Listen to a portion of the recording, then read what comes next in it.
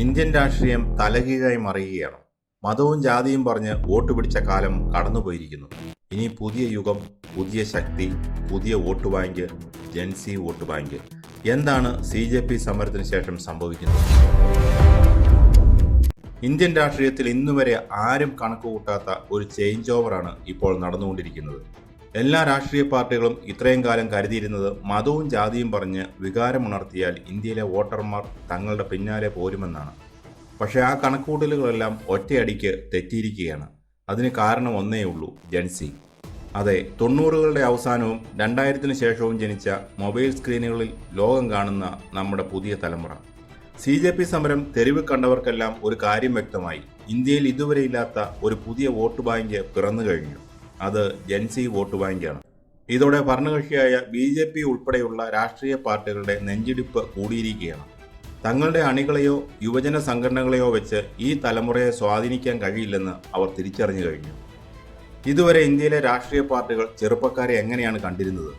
Party നേതാക്കൾ ആഹ്വാനം ചെയ്യുമ്പോൾ തെരുവിലിറങ്ങി മുദ്രാവാക്യം വിളിക്കാനും കല്ലെറിയാനും അടിപിടി ഉണ്ടാക്കാനും മാത്രമുള്ള ഒരു കൂട്ടം ആൾക്കാർ.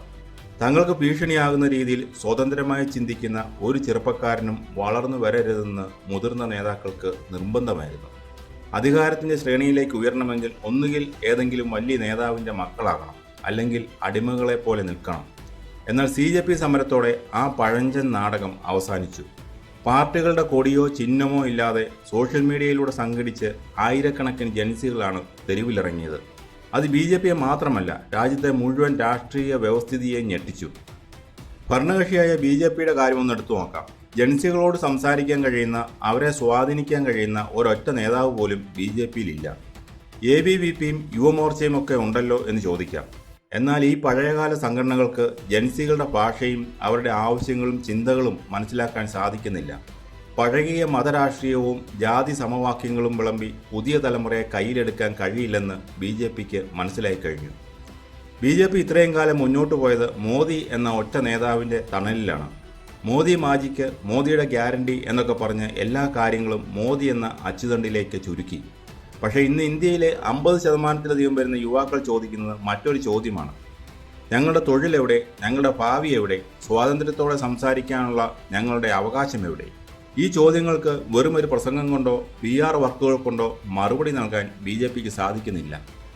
ഇനി കോൺഗ്രസിൻ്റെ കാര്യമെടുക്കാം. ഇന്ത്യൻ രാഷ്ട്രീയത്തിൽ ജൻസികൾക്കിടയിൽ സ്വാധീനമുള്ള ഏക നേതാവായി രാഹുൽ ഗാന്ധി വളരുകയാണ്. രാഹുൽ ഗാന്ധിയുടെ ശൈലി ശ്രദ്ധിച്ചു നോക്കൂ. നീട്ടിപ്പിടിച്ചുള്ള രാഷ്ട്രീയ പ്രസംഗങ്ങൾ അല്ല അദ്ദേഹം നടത്തുന്നത്. ട്രക്ക് ഡ്രൈവർമാരോടൊപ്പം യാത്ര ചെയ്യുന്നു, വിദ്യാർത്ഥികളുമായി നേരിട്ട് സംവദിക്കുന്നു, യൂട്യൂബർമാരുമായി തമാശ രൂപേണ സംസാരിക്കുന്നു, സജീവമായ പത്രസമ്മേളനങ്ങൾ നടത്തുന്നു. മുതിർന്ന നേതാക്കളുടെ കൃത്രിമത്വമില്ലാതെ അനായാസമായി യുവതലമുറയോട് ഇടപെടാനും അവരുടെ ഇഷ്ടം പിടിച്ചെടുക്കാനും രാഹുൽ ഗാന്ധിക്ക് സാധിക്കുന്നുണ്ട്. BJP നേതൃത്വം ഞെട്ടലോടെ തിരിച്ചറിയുന്ന സത്യവും ഇതാണ്: തങ്ങളുടെ പക്കൽ ഇതുപോലെ യൂത്തിനെ കണക്ട് ചെയ്യാൻ സാധിക്കുന്ന ഒരു നേതാവില്ല. ജൻസികൾ കാട്ടിത്തന്ന ഈ പുതിയ വഴി ഇന്ത്യയിലെ മുതിർന്ന വോട്ടർമാരിലും ഒരു മാറ്റത്തിൻ്റെ കാറ്റ് വീശുന്നുണ്ട്. ജാതിയുടെയും മതത്തിൻ്റെയും പേരിൽ ചേരിതിരിഞ്ഞ് തമ്മിലടിപ്പിച്ച് വോട്ട് ബാങ്കുകൾ ഉണ്ടാക്കിയിരുന്ന ആ പഴയ തന്ത്രം ഇനി അധികകാലം നടപ്പിലാകില്ല. ഇനിയും നേരമെളുക്കാത്ത കുറച്ച് അമ്മാവന്മാരും ഭരണാധികാരികൾ എറിഞ്ഞുകൊടുക്കുന്ന അപ്പക്കഷണങ്ങളുടെ രുചി നാവിൽ നിന്ന് മാറാത്ത കുറച്ച് അടിമകളും ഒഴിച്ച് ഭൂരിഭാഗം ജനങ്ങളും ഈ മാറ്റത്തിൽ ആകൃഷ്ടരായി കഴിഞ്ഞു. രാഷ്ട്രീയ പാർട്ടികളുടെ വെറും അണികളായല്ല, മറിച്ച് അജണ്ടകൾ തീരുമാനിക്കുന്ന ശക്തിയായി മാറാനാണ് അവരും ഇഷ്ടപ്പെടുന്നത്.